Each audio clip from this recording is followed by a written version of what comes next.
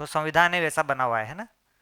जिसको अपन गणतंत्र बोल रहे हैं, तो वहां पर सत्य की क्या परिभाषा है, सही कैसे तय होगा। ये जो अपन मानवीय आचरण बोल रहे हैं ना यहाँ पर, ये जो मानवीय आचरण बोल रहे हैं, मानव चेतना, देव चेतना, दिव्य चेतना, है ना, इसका आधार क्या है भ्रमित में। भ्रमित में मानव का आधार क्या होता है। गणतंत्र। गणतंत्र मतलब गिनती के आधार पे चलने वाला सिस्टम। गणतंत्र का क्या मतलब है। गणतंत्र का क्या मतलब है, मेजोरिटी विंस, है ना। गिनती के आधार पर तय होगा कि सही क्या है और गलत क्या है। तो नेता कौन बनेगा, जो सबसे ज़्यादा मानवीय चरित्र वाला होना चाहिए वो नेता बनेगा। अब मानवीय चरित्र क्या होता है उसका कुछ पता नहीं है। ऐसा तो कुछ पता ही नहीं है मानवीय चरित्र क्या होता है। भाई सबसे ज़्यादा मानवीय है वो सबसे ज़्यादा नेतृत्व की जगह पर होना चाहिए। तो गणतंत्र का कुल मतलब ये है कि हमको पता ही नहीं है कि मानवीय चरित्र क्या होता है, इसलिए गिनती कर लो। जो लोग बोल रहे हैं कि ये सबसे ज़्यादा मानवीय है उसको आप नेता बना दो। ठीक है ना। हाँ तो हाँ, तो नागराज जी के जो 4 प्रश्न थे उसमें एक प्रश्न ये था कि अगर जो गणतंत्र है ना, 1950 में जब बनाया जा रहा था हमारा संविधान, तो उनका इस संविधान में मानवीय चरित्र के बारे में कुछ भी बात नहीं हो रही है। इसमें इतना ही हो रहा है कि गिनती के आधार पर तय हो रहा है कि कौन क्या होगा, है ना, मानवीय चरित्र क्या होगा, कौन नेता बनेगा। तो उनका कि राज्य नेताओं के अगर चरित्र की पहचान नहीं है तो ये देश का संविधान कैसे सफल होगा। तो गणतंत्र में चरित्र की कोई पहचान नहीं है, गिनती के आधार पर तय होता है। ठीक है ना। क्या सही है और क्या गलत। तो ये जो लिखा ना, गणितवाद से गुणवाद, गुणवाद से कारणवाद, तो गणितवाद के आधार पर ये हमारा पूरा रहना खाना जीना है। तो गिनती के आधार पर तो ये होगा, जोड़ तोड़ करते रहेंगे। वो जो भी नेता बना अगले 5 साल फिर से उस गिनती को बनाए रखने की कोशिश करेगा वो, कि ज़्यादा गिनती कैसे उसके फेवर में हो। ठीक है ना। इसमें जो है जनता को शिक्षित करने का कार्यक्रम होगा कि जनता को बेवकूफ़ बनाने का कार्यक्रम होगा। पूरे टाइम पे यही चलता रहेगा ताकि वो हमारे फेवर में रहे, है ना। इसमें कहीं पर भी न्याय नहीं है, सब जगह पक्ष विपक्ष है। पक्ष विपक्ष है ना, न्याय की तो बात ही नहीं है इसमें। संविधान में पक्ष विपक्ष की बात हो रही है। हमारे पक्ष में कुछ करेंगे तो वोट देंगे, हमारे पक्ष में कुछ नहीं करेंगे तो वोट नहीं देंगे। कहीं पर अगर नेता को ऐसा डिसीजन लेना हुआ है, जैसे क्लाइमेट चेंज है ना, तो क्लाइमेट चेंज में कहीं पर स्टैंड लेना होगा ना, कि भई ये जनता जो मांग रही है, जनता तो सुविधा ही मांग रही है, सब भ्रमित मानव है, उसमें धरती बर्बाद हुए जा रही है। कोई भी देश जो है स्टैंड नहीं ले रहा है। 15 साल बाद जो है धरती का क्या हाल होगा कोई देश नहीं सोच रहा है ना, क्योंकि 5 साल की सरकार होती है, कहाँ से सोचेगी वो। तो सारे देश जो है वो जनता को लुभावन करने के लिए नीतियां बनाते हैं, उनको धरती बचाने के लिए कोई नहीं बनाना। भूमि एक तो कहीं पर दूर दूर तक नहीं है। भूमि के बारे में किसी भी देश के संविधान में कुछ भी नहीं लिखा हुआ है भूमि के बारे में, है ना। भूमि एक राष्ट्र है, हम तो टुकड़े हैं। राज्य अनेक मतलब टुकड़े, हम तो राष्ट्र मतलब भूमि है, ऐसा कोई भी संविधान नहीं बोल रहा है। ठीक है ना। तो उसमें तो यही होगा। इसमें जो अगर अपन मूल्य की बात करेंगे तो जब तक बाउंड्रीज है तब तक कोई मूल्य की बात नहीं हो सकती है। जैसे बाउंड्री पे खड़े होके बंदूक की गोली एक तरफ गई तो वो वैध है, और दूसरी तरफ गई मतलब अवैध है ना। अगर एक सीमा पे खड़ा होकर दूसरे देश के लोगों को मारा जाता है तो उसके लिए आपने बहुत सारे लोगों को मार दिया तो आपको परमवीर चक्र मिलेगा, ये सब चक्र मिलेंगे, है ना, ये सब होगा। और अगर गोली इधर घुमा दी तो फिर आपको, हाँ, फांसी मिलेगी, है ना। अब इसमें न्याय कैसे डिफाइन होगा, बंदूक किधर चल रही है उसके आधार पर डिफाइन हो रहा है सही क्या है गलत क्या है। इसमें तो मूल्य, प्यार, विश्वास, सम्मान कुछ भी डिफाइन नहीं हो सकता ना। वही शराब जिसको आप जो है कागज लेके बेच रहे हो तो वो पुण्य का काम हो जाता है ना, आप सरकारी इनकम बढ़ा रहे हो। सरकार तो चलती दारू से। ठीक है ना। ज़्यादातर स्टेट में तो ऐसे ही चल रहा है ना, यहाँ नहीं चल रहा है पर फिर केंद्र सरकार में भी ज़्यादातर वही चल रहा है ना। तो दारू से ही चल रहा है सरकार जो है। और जो है उसको अगर आप बिना कागज़ के चलाते हो तो वो अपराध हो जाता है। अब शराब को आप कैसे भी बेचो, दारू के कागज़ के साथ बेचो, बिना कागज़ के साथ बेचो, गड़बड़ तो गड़बड़ी है ना। कागज़ लेने से गड़बड़ सही कैसे हो जाता है ना। गुटखा जो है कागज़ लेने से सही कैसे हो जाता है। तो कुल मिला के सही और गलत की परिभाषा ऐसे बाउंड्री के साथ में नहीं बनेगा। बाउंड्री के साथ क्या होता है ना कि पहले एक बाउंड्री खड़ी होती है, फिर उस बाउंड्री को जस्टिफाई अगर कर रहे हैं तो दूसरी बाउंड्री को जस्टिफिकेशन मिल जाता है। एक बार आपने एक टुकड़ा बनाया तो उससे छोटा टुकड़ा बनाने का रास्ता खुल गया। फिर आप स्टेट के लेवल पर टुकड़ा बनाते हो, फिर आप डिस्ट्रिक्ट के लेवल पर टुकड़ा बनाते हो, फिर गांव गांव के लेवल पर टुकड़ा बनाते हो, फिर परिवार परिवार के लेवल पर टुकड़ा बनाते हो, फिर परिवार में व्यक्ति व्यक्ति के लेवल पर टुकड़ा बनेगा। एक जगह बाउंड्री बनाई मतलब रास्ता खुल गया ना। तो मूल्य जो है वो अखंडता से डिफाइन होते हैं। अगर ऐसे बाउंड्री के आधार पर मूल्य डिफाइन करने लगे मतलब मूल्य नहीं है हमारे पास। ठीक है ना, कोई विश्वास नहीं है, कोई सम्मान नहीं है। बाउंड्री के आधार पर बना रहे मतलब वो सब मूल्य नहीं है, पक्ष विपक्ष है।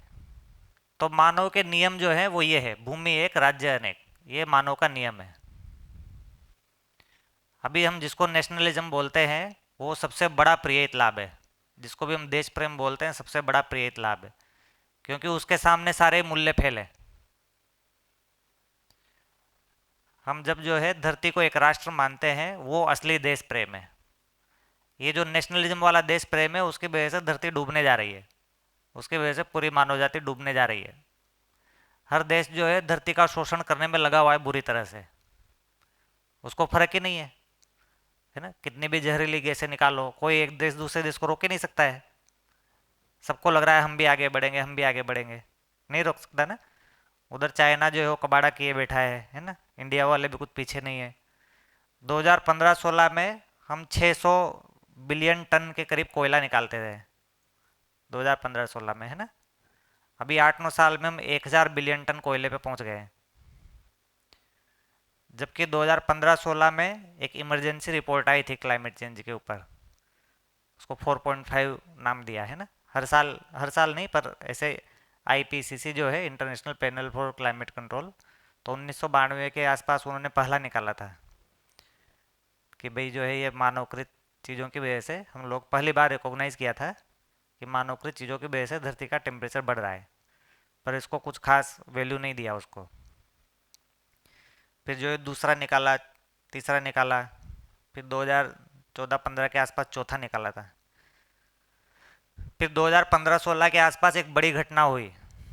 वो बड़ी घटना ये हुई कि जो धरती के वातावरण में जो CO2 का जो लेवल है, तो प्री इंडस्ट्रियल एरा में 280 था, वो 280 ppm, और 2015-16 में वो 400 ppm के पार चला गया। 400 ppm है ना, 280 से 400।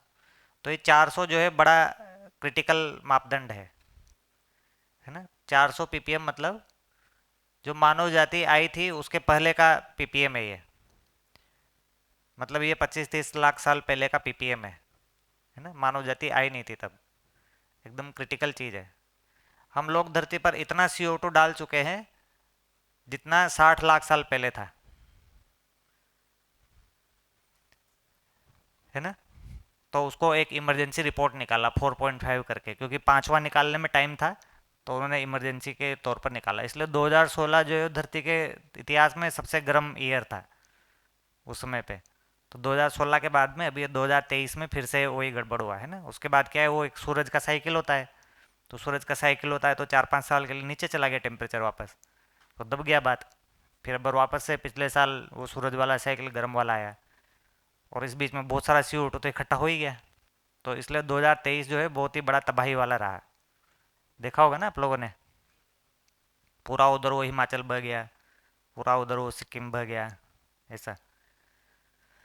अभी इस साल भी देखो पूरा वो ब्राज़ील का वो साउथ वाला ब्राज़ील ही बह गया है पूरा, है ना। वहाँ के लोग बोल रहे हैं कि दसों लाखों लोग जो है वो उनका घर बह गया है ना। वो लोगों को अब जो है वो तीसरी बार बह गया। पहली बार थोड़ा बहुत पैसा वैसा लगा लगू के उन्होंने खड़ा किया, फिर दूसरी बार बाढ़ आई, दूसरी बार भी बह गया। अब तीसरी बार थोड़ा बहुत बचा था उसको लगाया, तीसरी बार भी बह गया। अब बोल रहे यहाँ तो बनाओ ही मत घर, सरकार बोल रही है सरकार बोल रही है कि यहाँ तो घर ही मत बनाओ। अब वो राजस्थान से बड़ा एरिया है, अब वो बोल रहे हैं हम यहाँ घर नहीं बनाए तो कहाँ रहे, तो कितना बड़ा संकट हो गया ना। तो वही हाल है, वो दुबई में बरसात आ गई, दुबई में बाढ़ आ गई है ना, वो उधर वो कजाकिस्तान में बाढ़ आ गई, ऐसी ऐसी जगह पे बाढ़ आ रही है। ऐसा कोई भी बड़ा वो नहीं होगा कि हमारे अहमदाबाद में बाढ़ आ जाए, है ना, इतनी बाढ़ कि हमारे सारे फर्स्ट लेवल के मंजिल डूब जाए, है ना। इसमें कोई भी आश्चर्य नहीं है, दुबई में आ सकती है, मतलब कहीं पे भी आ सकती है कि नहीं है ना। 2023 में 2022 में कई जगह पर ऐसा निकल के आया कि ये सबसे बड़ा गर्म महीना है, जनवरी का महीना, है ना, 40-50 साल में। फिर 2022 में इतना गर्म हो गया कि 200-500 साल में सबसे बड़ा गर्म महीना है। 2023 में जो महीना आया है उसको बोले धरती के इतिहास में सबसे बड़ा महीना है, सबसे गर्म महीना है जब से मानो जाती है ये। हाँ हाँ वही तो। देखिए इसको जो ग्राफ बनाते हैं ना, तो जो 220 मिलियन ईयर पहले जब डायनासोर थे, ठीक है ना, 220 मिलियन ईयर पहले डायनासोर थे, और वो जो है ये 60 मिलियन के आसपास ख़त्म हुए। तो उस समय टेम्परेचर जो है ऐसे इधर 14-14 डिग्री के आसपास था अभी से, अगर अभी को ऐसे माने तो ये लगभग +14 के आसपास था, +14 डिग्री के आसपास, ठीक है ना। इस समय जब ख़त्म हुए तब +11 के आसपास था, +11 डिग्री। अब अभी का जितना टेम्परेचर है उससे 11 डिग्री ज़्यादा है, 60 मिलियन वर्ष पूर्व, है ना। इसमें थोड़ा बहुत ऊपर नीचे रहा है, पर ऐसे था। फिर ये लगातार कम होता गया 60 मिलियन साल में, और जब ये लगभग अभी के बराबर पहुंचा ना, लगभग अभी के बराबर, तब मानव आया है। 25 लाख साल पहले आया है, 25, है ना। और उसके बाद कई लाख साल तक वैसा ही रहा, और फिर लगभग लगभग 7-8 लाख साल पहले जो है वो आग की खोज हुई, 7-8 लाख साल पहले ना। और इसके बाद जो है वो टेम्परेचर अभी का जो है ना उससे नीचे ही रहा है, जब से मानव आया है अभी जो टेम्परेचर चल रहा है उससे नीचे ही रहा है, ऐसे, है ना। यानी मानव अभी के टेम्परेचर से नीचे वाले टेम्परेचर में ही पैदा हुआ है, और उसके बाद मानव लगातार आइस एज में ही रहा है। कुछ कुछ ऐसे ऊपर 1-2 बार गए हैं बहुत थोड़े काल के लिए, पर ज़्यादातर समय नीचे ही रहा है। फिर ये लाखों साल के बाद 2 लाख साल पहले वो होमोसेपियन आया था, है ना। आग तो हो गई थी 7-8 लाख साल बाद, फिर उसमें ब्रेन का बहुत ज़ोर से विकास हुआ, ये 5-6 लाख साल में आग आने के बाद में, क्योंकि वो पका हुआ खाने लगा। तो पका हुआ खाने लगा तो उससे शरीर का बहुत तेज़ी से विकास हुआ, उसमें भी ब्रेन का बहुत तेज़ी से विकास हुआ। तो ये 5-6 लाख साल उसमें लगा, और उसके बाद 2 लाख साल पहले जो होमोसेपियन आया, और उसने फिर बहुत तेज़ी से जंगल वंगल काटे। तो लोग इसको अभी बहुत सोच नहीं रहे, पर मेरे ख्याल से उसके उसका भी ये फर्क रहा होगा कि उसके बाद धरती आइस एज से बाहर निकली है 10,000 साल पहले। 10,000 साल पहले तक आइस एज था यहाँ पर, पूरी धरती पर आइस एज था, है ना। आइस एज मतलब बर्फ ही था, है ना, बर्फ में दबा हुआ था पूरा चाइना, है ना। इंडिया का भी बहुत बड़ा भाग जो है बर्फ में दबा हुआ था 10,000 साल पहले तक। मतलब 20,000 से 10,000, 10,000 साल में ये 20,000 से 10,000 में ये बर्फ़ पिघली है, और अभी के बराबर टेम्परेचर आया है, ठीक है ना। और ये जो 2,000 साल तक तो ये ऐसा ही रहा बहुत थोड़े में, इतने बड़े स्केल में, और लास्ट के 200 साल में टेम्परेचर इतना हो गया जितना ये आए थे तब तो बहुत दूर की बात है ना। हम लोग जो है ये कहीं इधर 25 लाख साल पहले के पीछे जा चुके हैं, इधर 30-40 लाख साल पहले का जो टेम्परेचर है ना वहाँ पे पहुँच गए हम लोग अभी, ऑलरेडी हम इतना पहुँच चुके हैं ना, क्योंकि CO2 भी उतना बना दिया है हमने। तो 10,000 साल पहले पूरा धरती आइस एज में दबा हुआ था, तो समुद्र भी जो है बहुत नीचे लेवल पे था, क्योंकि बर्फ बना हुआ है पूरा, तो समुद्र बहुत नीचे होंगे ना। जैसे गुजरात जो है वो पूरा 700-800 किलोमीटर स्पेन में खाली था, जो समुद्र है ना सूरत, तो सूरत से 700 किलोमीटर दूर तक लैंड था, इसलिए वो द्वारका डूब गया, क्योंकि वो सब बाहर ही थे। बहुत रिसेंट घटना है वो, है ना, 6-7 साल से, 6-7 हज़ार साल पहले डूबे हैं वो सब। हाँ, आइस पिघलने के बाद में। और जो है ये पूरा गंगा वंगा वाला इलाका, यहाँ तो कोई नहीं रहता था।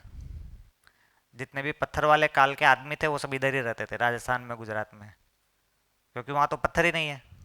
तो स्टोन एज चला ना, पूरा ये 7-8 लाख साल से तो स्टोन एज ही चल रहा है। हाँ, तो पत्थर युग में वहाँ कोई रहता नहीं था, क्योंकि पत्थर ही नहीं है वहाँ पे। पत्थर ही नहीं है तो आदमी खाएगा कैसे, जो भी लकड़ी तोड़ के या जानवर काट के, है ना। तो इधर राजस्थान में और इधर ही रहते थे लोग। उधर तो अभी रिसेंटली गए हैं, 6-7 हज़ार साल पहले। तो कहने का मतलब ये है कि हम लोग अभी 200 साल में, इतना छोटा सा जर्नी है आदमी का। आदमी का जर्नी कोई बहुत बड़ा नहीं है ना। जिनको हम बहुत बड़े बड़े रिलीजन मानते हैं, वो 5-6 हज़ार साल पहले की कहानी है सिर्फ। ज़्यादा बहुत बड़ी बात नहीं है। हमको लगता है लाख साल पहले ये हुआ था, 2 लाख साल पहले हुआ था। 2 लाख साल पहले तो आदमी कपड़ा भी नहीं पहनता था, है ना। रिलीजन तो दूर की बात है ना। तो इतना छोटा सा तो कहानी है। आदमी इतिहास को ढंग से पढ़ता नहीं है, तो दूसरी पिक्चर बना के रखता है। तो 6-7 हज़ार साल पहले हम लोग कुछ खेती वेती करने बैठे हैं, है ना। ये 10 हज़ार साल पहले के सोए अभी खेती करना शुरू हुआ है, क्योंकि बर्फ जमा हुआ था, जंगल था, बर्फ था, तो खेती कहाँ से करते हैं। फिर पूरा धरती इस वर्तमान टेम्परेचर के बराबर पहुंची, तब जाके हमने खेती करना शुरू किया। 10 ही हज़ार साल पहले क्यों खत्म शुरू किया, क्योंकि ये तो आइस एज में पैदा हुआ है ना आदमी। तो आदमी जो है वो गर्म के लिए बिल्कुल नहीं बना हुआ है। गर्म क्लाइमेट के लिए हम बने ही नहीं है, क्योंकि हम गर्म खून वाले हैं। गर्म खून वाले हैं ना, मानो मतलब गर्म खून वाले। ये डायनासोर इस काल में पैदा हुए थे। तो डायनासोर क्या है, ठंडे, कोल्ड ब्लडेड है। रेप्टाइल होता है ना, छिपकली, सांप, ये सब क्या होते हैं, कोल्ड ब्लड होता है ना। तो वो इसके लिए पैदा हुआ था। तो धरती को तो ठंडा होना ही था। धरती पूरा ठंडा हुई है हमारे लिए। नहीं, उसके पहले तो और भी गर्म था। ये 220 के पहले तो और भी ज़्यादा गर्म था, है ना, एकदम लावा जैसा था। तो धरती पूरा ठंडा हुई है हमारे लिए, और हम जो पैदा होके उसको वापस से गर्म कर दे रहे हैं। तो इसलिए मानव जो है ना, ठंड को सहन कर लेता है। अभी के जो पेड़ पौधे हैं वो भी ठंड को सहन कर लेते हैं, पर गर्मी को सहन नहीं कर पाते। ठीक है ना। ठंड में क्या होता है, शरीर का मेटाबॉलिज्म बढ़ जाता है, भूख बढ़ जाती है, हम अच्छे से खाते हैं पीते हैं, है ना। थोड़ा बहुत शरीर एनर्जी बना लेता है, बाकी एनर्जी से शरीर और ज़्यादा पुष्ट होता है। तो ठंड में तो अच्छा ही रहता है शरीर, ऐसा रहता है ना, सर्दी में स्ट्रोंग रहते हैं हम। हाँ। नहीं, वो तो गर्मी में बहुत आती है।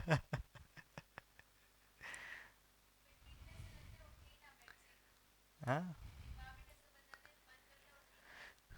हम्म। तो हम लोग इतनी सारी कार्बन डाइऑक्साइड फेंक चुके हैं, है ना।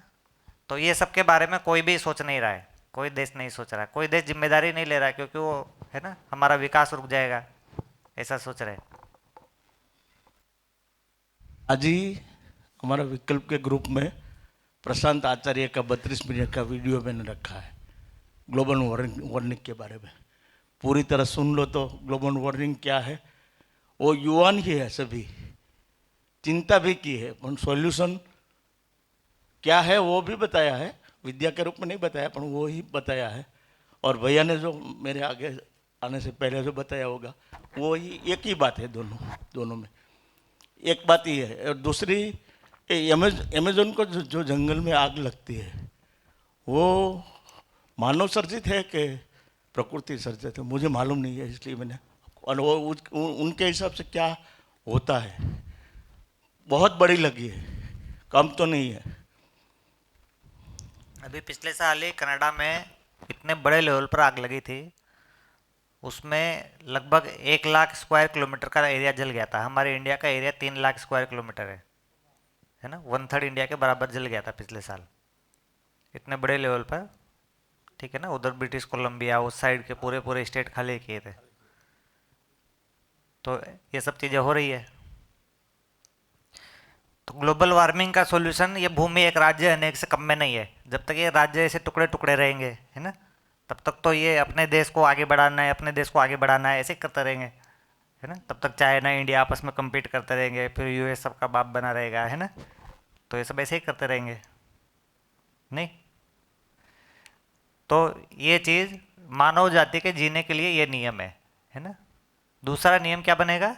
मानव जाति एक और कर्म अनेक।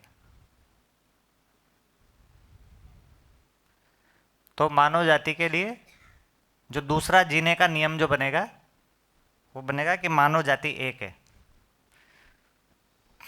तो पूरे देश तो आपस में लड़ ही रहे हैं, और पूरी मानव जाति भी आपस में लड़ रही है ना। जिसमें सबसे बड़ा युद्ध है मेल और फीमेल के बीच में, ठीक है ना। एक एक वर्ल्ड वार तो वहाँ चल रहा है भूमि एक में, और दूसरा वर्ल्ड वार यहाँ पे चल रहा है ना। सबसे बड़ी जातियाँ दो जातियाँ है ना, होमोसेपियन और नियंडरथाल जैसा, है ना। तो एक सबसे बड़ा युद्ध ये है कि मेल और फीमेल की लड़ाई। पूरा का पूरा परिवार जो है इसी लड़ाई में जलता रहता है। आदर्शवाद ने बहुत समय तक उस आग को दबाए रखा, है ना। कुछ कुछ नियम बना दिए मानव जीने के लिए, कुछ कुछ नियम बना दिए, पर वो नियम में क्योंकि जो है मानव जाति एक आया नहीं था, नर नारी में समानता आया नहीं था, तो टिक नहीं पाया वो। अब जो है लोगों को समझ में नहीं आ रहा क्या करें, ठीक है ना। तो अपन कर्म के आधार पर मानव जाति को बना रहे हैं। दूसरा फिर ये समाज में हो गया, जिसमें हम लोग जो है वो जो धर्म जिनको बोल रहे हैं वो सब भी जातियाँ ही हैं, है ना। हिंदू मुस्लिम सिख ईसाई भी ऐसे टेक्निकली देखे तो जाति है, वो धर्म तो है नहीं वो। तो फिर यहाँ पर ब्राह्मण शूद्र ये सब करेंगे, ये सब भी जातियाँ बनाई हुई है। तो ये सब अपन ने कर्म के आधार पर जातियों को बना दिया, जबकि कर्म देखे तो हर आदमी का ही अलग है, ठीक है। हर आदमी अपने अपनी जगह पर अलग कर्म करेगा ही, और कर्म अलग रहेगा ही। परिवार में भी डिफरेंट टाइप के काम रहेंगे, है ना, सबको डिफरेंट डिफरेंट करना ही होगा। तो मानव जाति एक है, ऐसा नहीं पहुंचा अभी तक, ठीक है ना। तो इसके आधार पर पूरा संस्कृति यहाँ से बना हुआ है, संस्कृति सभ्यता बना हुआ है ना यहाँ से। तो हमारी संस्कृति यहाँ से बनी हुई है। तो ये अमानवीय संस्कृति सभ्यता की वजह से लड़ाइयाँ हो रही है, ठीक है। तो संस्कृति सभ्यता की वजह से युद्ध होता है। जैसे पूरा इजराइल है ना, फिलिस्तीन है, तो क्या युद्ध है वहाँ पर? वहाँ तो नेचुरल रिसोर्स का तो नहीं है युद्ध, ठीक है ना। संस्कृति सभ्यता का युद्ध है, वो अलग, उनकी अलग संस्कृति है, इनकी अलग संस्कृति है। भारत पाकिस्तान का भी ऐसे ही है ना। उनका रहने जीने का सोचने का तरीका अलग है, हमारा अलग है, ठीक है ना। तो मानव मानव के साथ में संस्कृति से जुड़ता है। अभी भी देखिए, जैसे अमीर अमीर लोग होते हैं, उनका आपस में एक संस्कृति होता है ना, नहीं। अमीर लोग अमीर होते जाते हैं, क्यों अमीर होते जाते हैं? अकेले में नहीं, वो उनको दूसरे अमीर लोगों के साथ में उठने बैठने का एक तरीका बना रहता है कि नहीं है ना। व्यवसाय खोलते हैं, बिजनेस खोलते हैं, आपस में जो भी है ना, जो भी कमिटमेंट्स होते हैं, मोयू होते हैं, वो सब कैसे होते हैं? आपस में उठते बैठते हैं, इसलिए हो जाता है। उसमें जो थोड़े बहुत मीडियम क्लास वाले हैं कि लोअर क्लास वाले, उनको एंट्री नहीं मिलता है, क्योंकि उठने बैठना होता नहीं है उनके साथ में, ऐसे रहता है ना। हाँ।